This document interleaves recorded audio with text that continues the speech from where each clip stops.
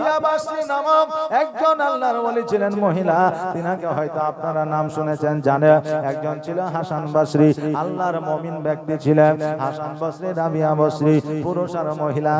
রাবিয়া বাসরি হাসান বাসরি ওয়াজ শুনে, বক্তব্য শুনে আল্লাহর এত ইবাদত করেছিলেন, আল্লাহর নৈকট্য লাভ করেছিলেন। আরে মা, আমার আল্লাহ বলে তাহাজ্জুদের নামাজের পরে যেই মা আঁচলখানা উঠায়া আমার দরবারে দোয়া চায়, আমি আল্লাহ ওই মায়ের দোয়া কবুল করে নি। জোরে বলেন সুবহানাল্লাহ। হাসান বাসরি রাবিয়া বাসরি এক জায়গায় একত্রিত হইল। এক জায়গায় একত্রিত হওয়ার পরে রাবিয়া বাসরি বলল, হাসান বাসরি, আপনি একজন পুরুষ, আমি একজন মহিলা, বলুন তো আজকে কে বেশি আল্লাহর নৈকট্য লাভ করেছে? হাসান বাসরি বলল, আপনি বেশি না আমি বেশি, এটা কেমন করে বোঝা যাবে? বলে আসো একটু লুকোচুরি খেলি। বলে লুকোচুরির মধ্যে বোঝা যাবে কি করে? বলে লুকোচুরির মধ্যে করে বোঝা যাবে, যে যাকে খুঁজে পাবে সে হবে আপনার সেরা, আর যদি খুঁজে না পাওয়া যায় সে আল্লাহর নৈকট্য বেশি লাভ করবে, আর যাকে খুঁজে পাওয়া যাবে আল্লাহর নৈকট্য লাভ সে কম করবে। বাবারে, এবার রাবিয়া বাসরি বলল, আপনি আগে লুকিয়ে যান। হাসান বাসরি বলল, না না না, আপনি আগে লুকিয়ে যান। এবার রাবিয়া বাসরি বলল, চোখটা বন্ধ করে।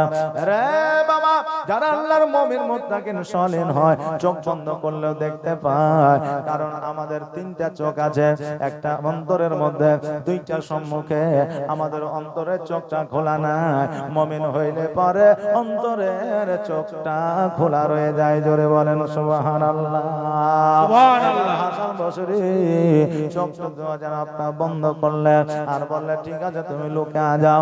রাবিয়া বাসরি যেন লুকিয়ে গেছে। আমাদের মধ্যে লুকোচুরি খেলা হলে আমরা কারো কানটাতে গিয়ে লুকাতাম, আমরা কারো ছাদের উপরে গিয়ে লুকাতাম, হয়তো কারো ঘরে গিয়ে লুকাতাম, হয়তো কারো পাটকাঠির হাঙায় গিয়ে লুকাতাম, নয়তো জঙ্গলে গিয়ে লুকাইতাম। কিন্তু রাবিয়া বাসরি, হাসান বাসরি কোথায় লুকাইতেছে দেখেন। হাসান বাসরি যেন লুকায় গেলেন। রাবিয়া বাসরিকে বললেন, খোঁজো, আমি লুকিয়ে গেছি, তুমি যদি পাওয়া যাও তুমি বেশি নৈকট্য লাভ করবে। রাবিয়া বাসরি প্রথম আপনার জমিনে খুঁজলেন, কত জায়গায় পাওয়া গেল না। প্রথম জমিন, দ্বিতীয় জমিন, তৃতীয় জমিন খুঁজলেন, কোন জায়গায় হাসান বাসরিকে পাওয়া গেল না। এবার প্রথম আসমান খুঁজলেন, দ্বিতীয় আসমান খুঁজলেন, তৃতীয় আসমান খুঁজলেন, চতুর্থ আসমান খুঁজলেন, পঞ্চম আসমান খুঁজলেন, ষষ্ঠম আসমান খুঁজলেন। এবার সপ্তম আসমানে গিয়ে দেখে আর সে আজিমের পায়া ধরে ঝুলে আছে। জোরে বলেন সুবহানাল্লাহ, সুবহানাল্লাহ। একজন আল্লাহর ওলির পাওয়ার যদি এত হয়, আমার নবীর পাওয়ার কত ছিল। এবার বাবাজি ভাইরা, হাসান বাসরিকে নিয়ে নিচে নিয়ে আসা হলো। হাসান বাসরি বলল, এ রাবিয়া বাসরি, এবার আমাকে তো খুঁজে পেয়ে গেলা, এবার তুমি লুকায় যাও। এবার হাসান বাসরি চোখটা বন্ধ করেছে, রাবিয়া বাসরি যেন লুকায় গেছে। এবার হাসান বাসরি জমিন খুঁজলেন, আসমান খুঁজলেন, কোন জায়গায় পাওয়া গেল না। এত খোঁজা খুঁজলেন তন্ন তন্ন করে, কোন জায়গায় রাবিয়া বাসরিকে পাওয়া গেল না। এবার রাবিয়া বাসরিকে ডাক দিয়ে বলে, রাবিয়া বাসরি, আমি হার মেনে নিলাম, আমার চাইতে তুমি বেশি নৈকট্য আল্লাহর লাভ করেছ, এবার তুমি বার হয়ে আসো, আজকে তোমাকে আমি খুঁজে পাইলাম না। রাবিয়া বাসরি যেন সম্মুখে চলে আসলে। এবার সম্মুখে চলে আসার পরে বলল, আমি বেশি নৈকট্য লাভ করেছি। এ বাবা, আল্লাহর ইবাদত উপাসনায় আপনার প্রতিযোগিতা করা জায়েজ আছে, কম্পিটিশন করা জায়েজ আছে, তবে বাবা হিংসা করা জায়েজ না, হিংসা করা যাবে না। হিংসাতে ক্ষতি হয়, লাভ হয় না। বাবাজি ভাইরা, এবার রাবিয়া বাসরিকে বলল, ও রাবিয়া বাসরি, আমি সপ্তম জমিন দেখলাম, সপ্তম আসমান দেখলাম, সব জায়গা তন্ন তন্ন করে খুঁজলাম, জান্নাতে খুঁজলাম, সব সব জায়গায় খোঁজার পরে তোমাকে কোথাও খুঁজে পাওয়া গেল না। বলো বলো তুমি কোথায় লুকিয়েছিলে, তোমাকে কেন খুঁজে পাওয়া গেল না? রাবিয়া বাসরি বলে শোনো, মানুষ কয়টা জিনিস দিয়ে তৈরি? বলল তিনটা জিনিস দিয়ে তৈরি। কি কি দিয়ে? বলে প্রথমত মাটি, দ্বিতীয়ত পানি, তৃতীয়ত হলো হাওয়া। মানুষ তিনটা জিনিস দিয়ে তৈরি, মাটি, পানি আর হাওয়া। রাবিয়া বাসরি বলো শোনো রে, আমার শরীরের মাটির অংশ মাটির সঙ্গে মিশিয়ে দিয়েছিলাম, পানির অংশ পানির সঙ্গে মিশিয়ে দিয়েছিলাম, হাওয়ার অংশ হাওয়ার সঙ্গে মিশিয়ে দিয়েছিলাম। এই জন্য তুমি আমাকে খুঁজে পাওনি। জোরে বলেন সুবহানাল্লাহ। হাসান বাসরি বলল, হে রাবিয়া বাসরি শোনো রে, আজকে তুমি আমার চাইতে নিঃসন্দেহে আল্লাহ নৈকট্য লাভ করেছ, এটা আমি বুঝে গিয়েছি, জেনে গিয়েছি। বোঝানোর উদ্দেশ্য হলো একটা, যে আজকে আমাদের খেলাধুলা আলাদা, আর আগের আমলে আমার আল্লাহর পয়গম্বর আমার প্রিয় হাবিব সাল্লাল্লাহু তাআলা আলাইহি ওয়াসাল্লামের খেলা ছিল আলাদা। এ বাবাজি ভাইরা, আমার নবী পাক সাল্লাল্লাহু তাআলা আলাইহি ওয়াসাল্লাম যখন বাবা 4 বছর বয়স, তখন কিন্তু আমার মা হালিমাকে বলতেছে, মা গো, আজকে আমার ভাই দুধ ভাই যার নাম হলো জুমরা, ওই জুমরা প্রতিদিন ছাগল বকরি চড়াতে যায় একা, কিন্তু মা আমি কেন যাইতে পারি না? মা গো, আমাকে কেন ছাগল বকরি চড়াইতে পাঠাও না? আমার দুধ ভাই যায় ছাগল বকরি চড়াইতে, আমাকে কেন পাঠাও না? আমার কেন যাওয়া হয় না?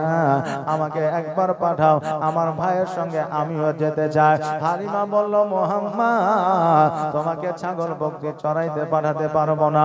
এই জন্য পারবো না, তোমাকে যদি বাঘে ভাল্লুকে শিয়ালে আর জীবজন্তুতে যদি আক্রমণ করে দেয়, তোমার যদি কোনো ক্ষতি হয়ে যায়, আমি আব্দুল মুত্তালিবকে জবাব দিতে পারবো না। নবী আমার বলে, মা আজকে জগতে কোনো পাখি নাই, আপনার পশু নাই, জগতের মধ্যে কোনো জীবজন্তু না যারা আমাকে আক্রমণ করবে। মা তুমি শুধু একবার আমাকে পাঠিয়ে দাও, আমার ভাইয়ের সঙ্গে ছাগল চড়াইতে। হালিমা বলল, না না, তোমাকে জুমরার সঙ্গে পাঠানো যাবে না। নবীজি আমার এত বলার পরে হালিমা যেন রাজি হইল না। রাত্রি বেলায় জুমরার সঙ্গে আমার নবীজি শুয়ে আছে। জুমরাকে বলতেছে, রে জুমরা, তুমি যে ছাগল বকরি চড়াতে যাও, তুমি যে মাঠে জঙ্গলে যাও, তোমাকে একাই কি ছাগল বকরি চড়াইতে ভালো লাগে? জুমরা তখন তুই চোখের পানি ছেড়ে দিয়ে বলতেছে, ভাই একাই অত বড় জঙ্গলে ছাগল চড়াইতে কি আর ভালো লাগে? ভাই রে, আমি কতদিন মাকে বলেছি, মা গো, আমার ভাই মোহাম্মদকে আমার সঙ্গে পাঠায়া দেয়, দুই ভাই একসঙ্গে ছাগল চড়াইব, কিন্তু আমার মা তোমাকে পাঠায় না। নবী আমার বলে, জুমরা, আমার মা তোমার সঙ্গে পাঠাবে, কিন্তু আমি যেটা বলবো তোমাকে শুনতে হবে। বলে, কি বলো? যেটা বলবে সেটাই আমি শুনবো, শুধু তোমাকে একবার নিয়ে যেতে চাই। এবার বললো, জুমরা, সকাল বেলায় তুমি ছাগল চড়াইতে যাবে না?